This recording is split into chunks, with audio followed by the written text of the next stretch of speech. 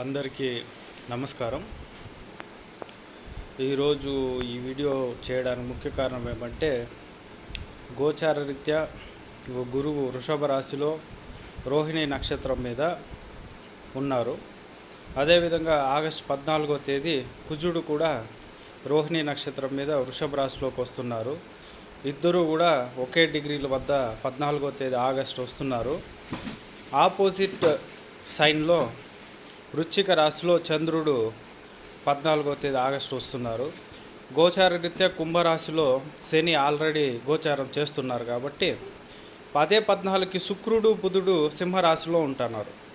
అప్పుడు వృషభ రాశి నుండి వృశ్చిక రాశికి స్క్వేర్ ఆస్పెక్ట్ అంటే 1/7, తర్వాత కుంభరాశి నుండి అదేవిధంగా సింహరాశికి 1/7 ఆస్పెక్ట్ ఉండేదానివల్ల ఎవరైతే ఈ సింహరాశిలో ముఖ్యంగా సింహరాశిలోని ఒరిజినల్ చార్ట్లో అంటే బర్త్ చార్ట్లో సింహరాశిలో గ్రహాలు 18 నుంచి 24 డిగ్రీల మధ్య గ్రహాలు ఉన్నట్లయితే వాళ్ళు 14వ తేదీ ముఖ్యంగా ఎవరికైతే రాహు కానీ కేతువు కానీ సింహరాశిలో ఉండి 18 డిగ్రీల నుంచి 24 డిగ్రీల లోపల ఉండి ఈ విధంగా ఉన్నప్పుడు జాతక చక్రంలో వాళ్ళు ఖచ్చితంగా 14వ తేదీ జాగ్రత్తగా ఉండవలను.